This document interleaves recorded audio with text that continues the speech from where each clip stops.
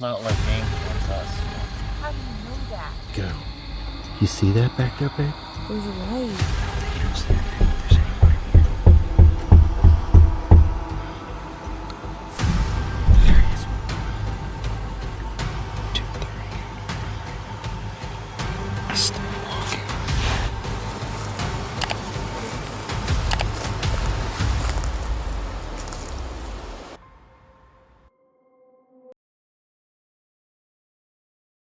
In this video, the Traveling Taylors, a small family living the van life lifestyle, set out on what was meant to be a quiet weekend escape in the Peak District, one of the UK's most scenic regions. Traveling with their young son, Maximus, they arrive on a fog-covered hillside near an ancient Roman road overlooking a still reservoir. The air is cool, the landscape calm, and for a brief moment, it feels like the ideal retreat. After camping overnight, they are ready to slow down and enjoy the surroundings. Following a restful night, the family makes a short visit to the historic town of Buxton. Known for its Victorian character, the town offers a relaxed day of exploration, walking through landscaped gardens, taking in the glass house, and browsing local shops for small keepsakes, including a magnet to remember the trip.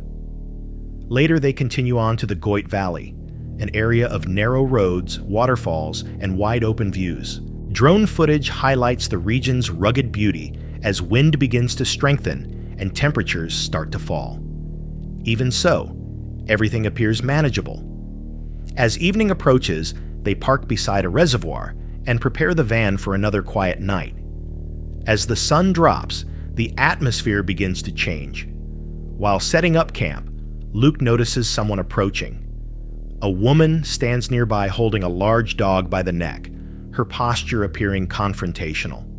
With Maximus close by, the tension becomes immediate. Luke positions himself protectively and manages to calm the situation, hoping it was an isolated encounter. Not long after, another stranger arrives, this time a man, forcefully knocking on the van door and behaving aggressively. Can I help you? No, can I help you? Look, Can you step back, down please? here? Can I you know, step back, my please? wife said to you Can you step? My child and my wife are in this van. Can right. you step back from my door, please? Right, okay. Now.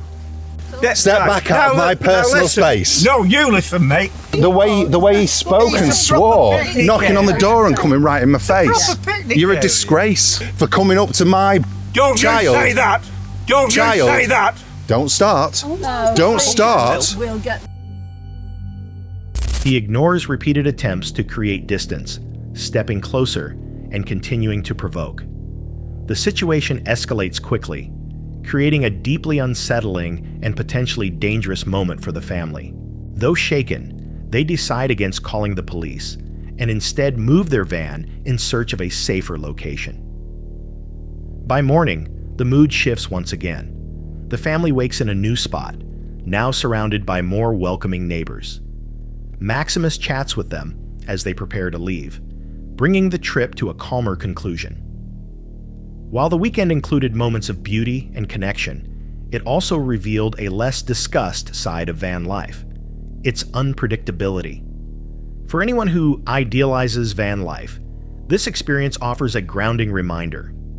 Camping in public spaces can lead to breathtaking views, but it also comes with exposure to unpredictable people and situations, particularly when staying in remote or loosely monitored areas.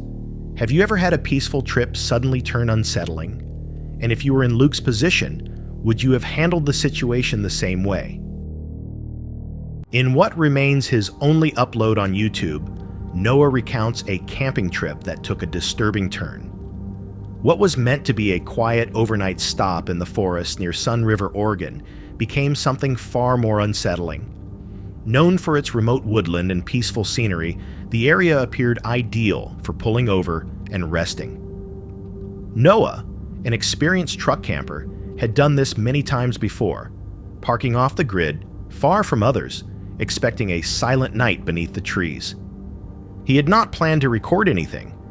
In fact, he later explained that he was unprepared without his usual filming equipment. But the events of that night compelled him to document what happened, even with limited footage. Sometime after midnight, the silence began to fracture.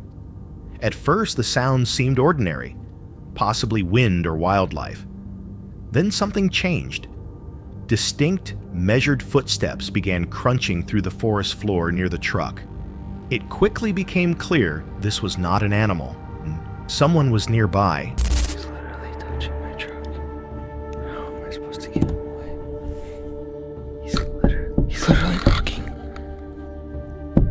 He's literally knocking on my truck. The canopy, the back door's locked. I've never been this scared before ever. I don't think he knows that there's anyone in here. I'm so scared right now. So, the current time is 2:30 in the morning. He's still walking around my truck. I'm gonna try to see if I can flash my light to get him scared. There he is. Oh my god. Unease escalated into fear. A person was moving around the vehicle, circling it. At one point, the individual appeared to make physical contact with the truck. There were knocks, movement near the windows, light tapping sounds. In the isolation of the woods, the tension became overwhelming. The person did not leave. Instead, they lingered, testing doors, leaving marks behind. Noah quietly managed to record portions of the incident using a GoPro. While the visuals were unclear, the audio captured something far more disturbing: fingers dragging along surfaces, repeated attempts to access the canopy. These actions felt deliberate, not random. Whoever was outside seemed focused and purposeful. Trapped in darkness and unsure of what might happen next, Noah could only remain still and wait. Time stretched on as the hours passed slowly.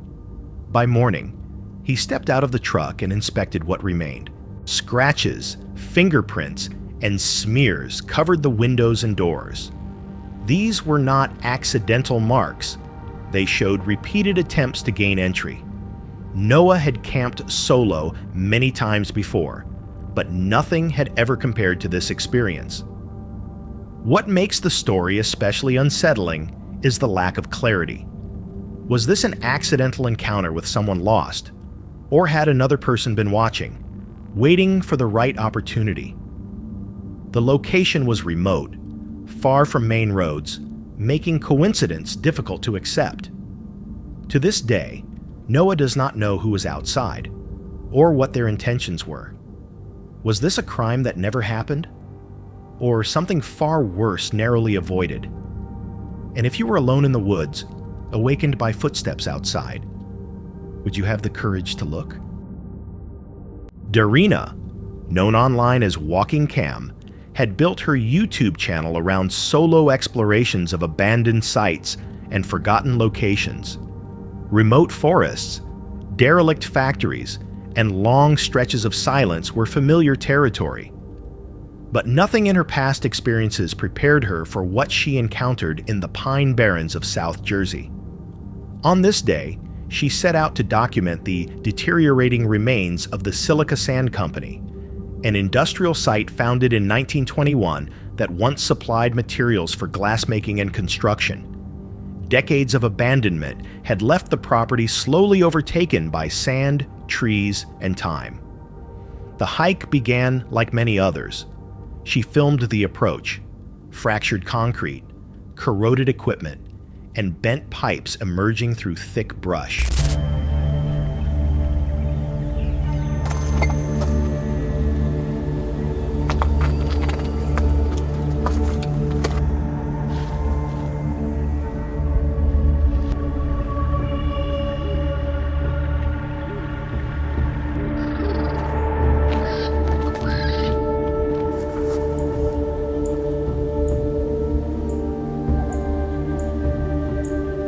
Her boots crunching against loose soil were the only sound.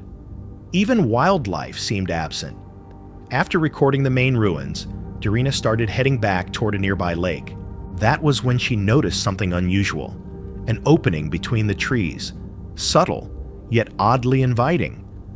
Branches curved inward, shadows fell at strange angles, and the air felt heavier. She left the trail and pushed through dense vegetation. What waited beyond brought her to an abrupt stop.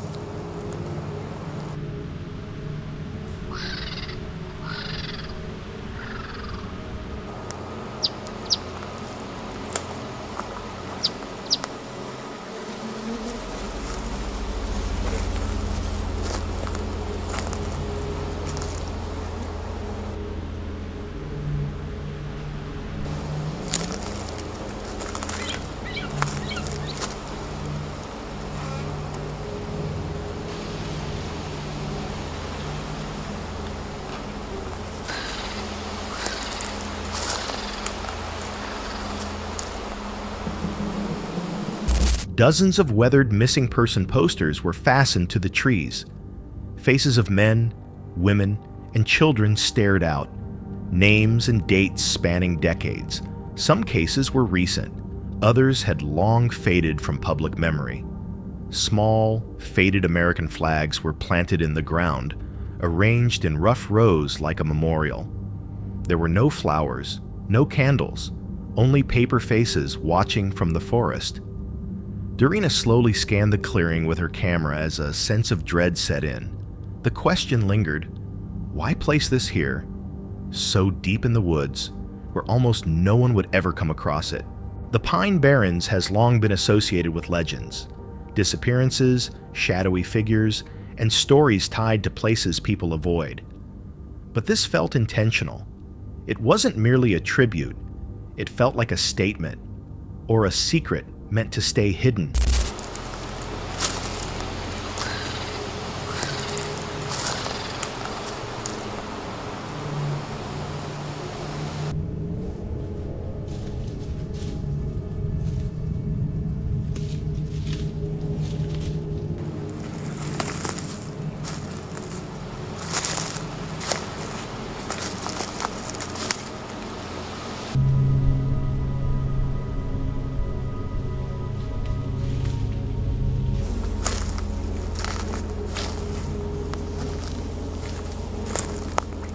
Had she walked into the remains of a forgotten crime?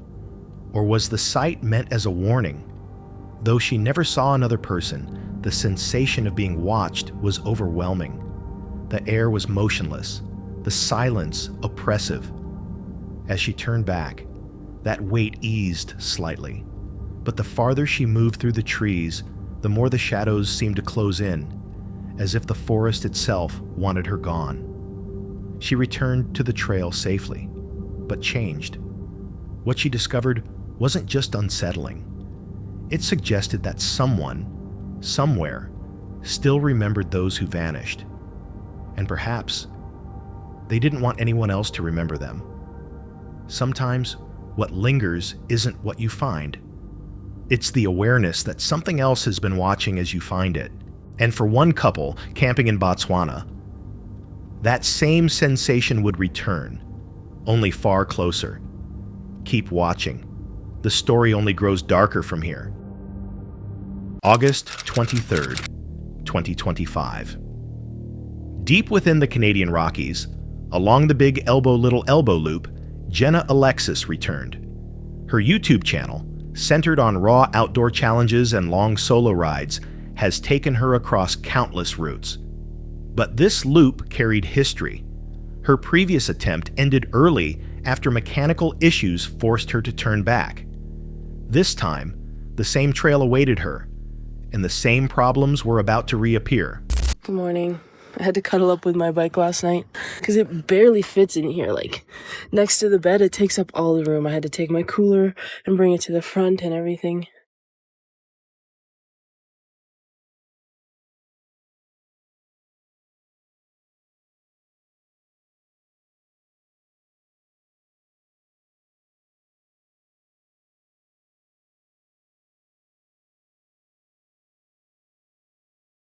It took me forever to get up and go this morning. I left my campsite at like 5 or 6. And then as soon as I got to the trailhead, I was like, you know what? I could use a little bit more sleep. So I took a nap in the parking lot for like 2 hours. And to be honest, I think I needed that. Like, I think I'm healthier for it. I've been running on fumes lately. But we're here now. We made it to the trail. The first night immediately set the tone. Confined inside her tent, with her bike pressed close against her sleeping area, Jenna barely slept. By morning, exhaustion had already set in. She made her way back to the parking lot and slept for 2 more hours before finally beginning the ride. The trail proved hot and unforgiving. Rivers crossed her path, and wearing Crocs, she stepped through icy water. Then came the rocks, sharp, uneven, and unending. Her mountain bike, loaded with gear, began to break down. Screws worked themselves loose. The rack shifted out of place. She managed a temporary fix using only a broken GoPro stick, gauze, and carabiners. For the time being, it held. That night, a more serious oversight became clear. Last night was not one of my favorite nights. I was using my clothing bags as insulation from the ground because the ground was really cold. Then I had my pillow, backpack, and my legs were laying over my bike bags, which are super lumpy in the back. And I had my first aid kit over my tailbone that was like poking into the ground. Definitely like one of the bottom 5 sleeps I've ever had. I did get up at like 2 to see the meteor shower, and that was really cool. And I bet you if I had a comfy bed, I would have just slept right through it. So at least I got to see that.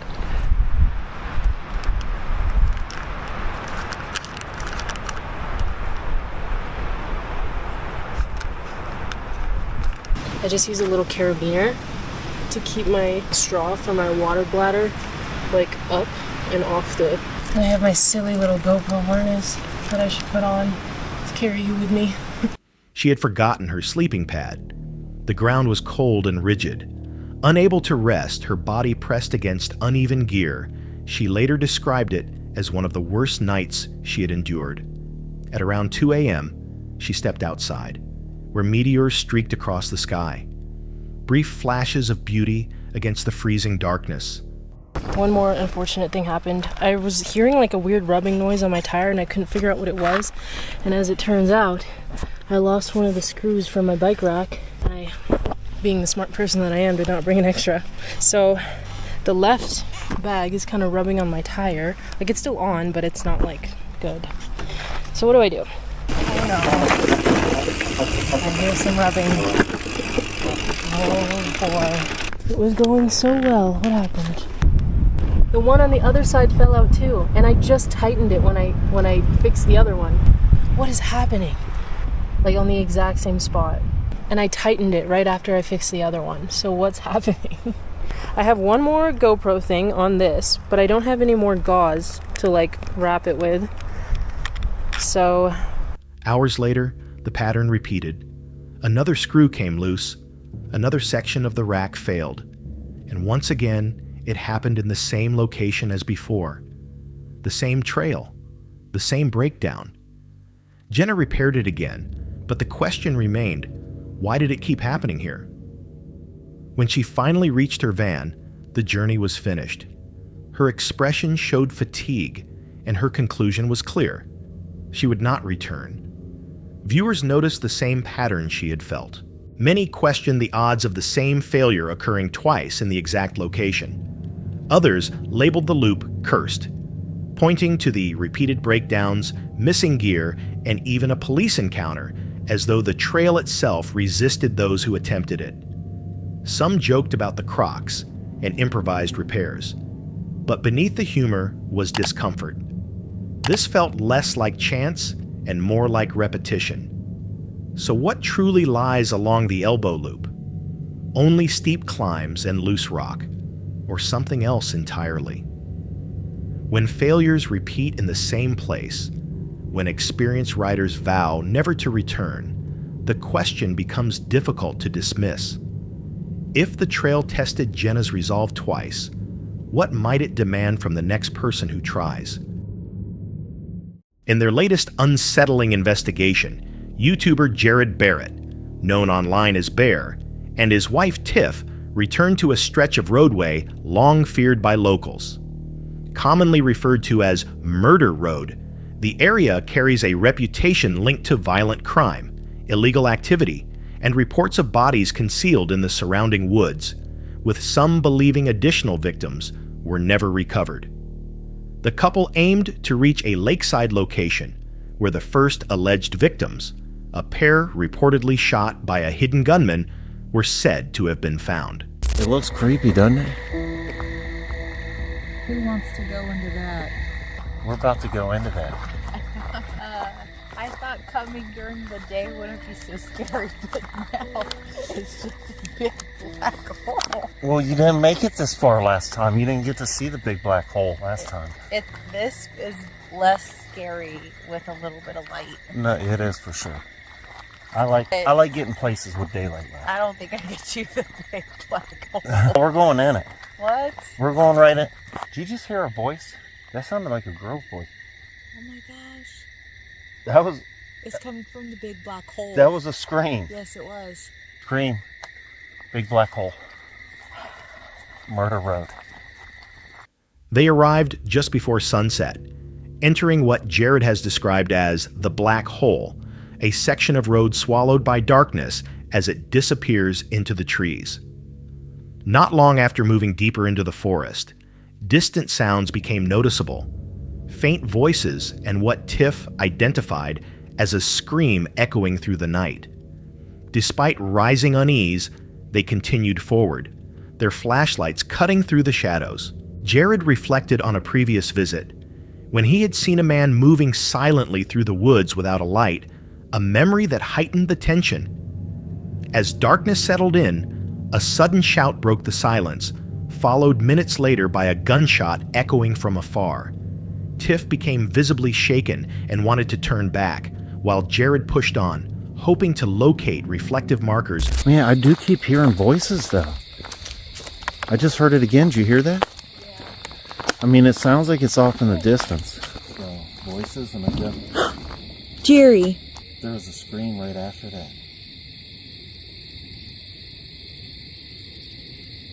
Nope, I'm done.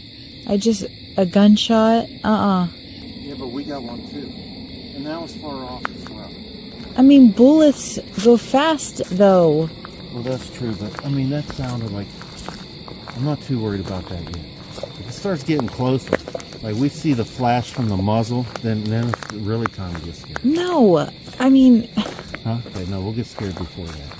You're right. It's probably better to get scared before that.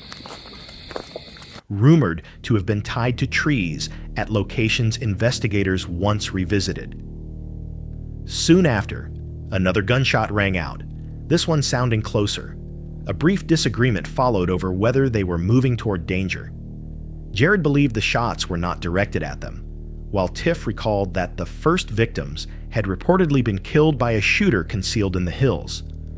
Their anxiety deepened when a small, flickering light appeared within the trees. Jared attempted to record it, but the glow vanished almost immediately. With no vehicles nearby and no clear reason for anyone else to be present, the sight was deeply unsettling. Look. Give me the camera. Take my light. I will take what? Take my light. To put the lights down. Where'd they go?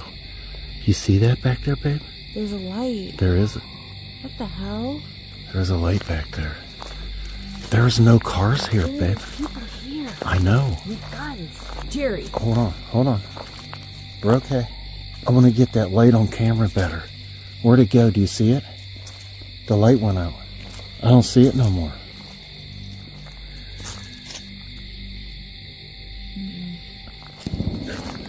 Jerry. No. What do you mean? I'm done. You're getting closer to the gunshot. That was a lot closer. But I mean, it's not like aimed towards us, you know? How do you know that? Because they'd be closer. Oh my gosh. You don't have to be close to... No, the first two people were killed by a sniper. Oh my gosh. I'm done. What? Nope. Done. Continuing their search, Jared explained that investigators had previously used reflectors to mark suspected dump sites for future visits. He scanned the trees as the forest filled with threatening sounds, echoes of voices, shifting wind, and distant gunfire. Tiff admitted she was no longer comfortable, and even Jared began to question whether continuing was wise.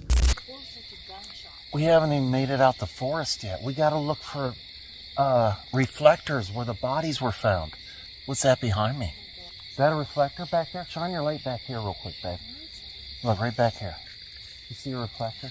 What's a reflector? So like the FBI and the detectives and stuff, they marked some of the body areas with reflectors, so when they come back, they could find it easy in the forest. So that's another thing we're going to be doing while we're walking, is we're going to shine like out in the woods, babe, and try to find these reflectors where the bodies were actually at. There are people screaming and yelling and gunfire. Yeah. I think we're okay, though. No, I'm not okay. I'm not too worried about it yet. Oh my gosh, Jerry. Well, okay. Can we go a little further? To look for the... I haven't been combing for the things yet. See, this is what I mean. What? They never confirmed seeing any reflectors, but what they did document was a heavy sense of dread and the feeling of something remaining just beyond view. Eventually, they chose to retreat, ending the investigation with equal parts relief and unease.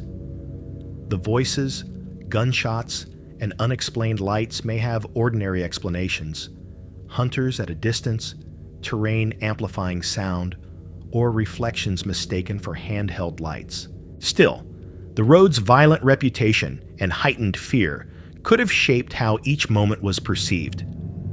The risk of encountering real individuals with harmful intent cannot be ignored, especially given the area's history.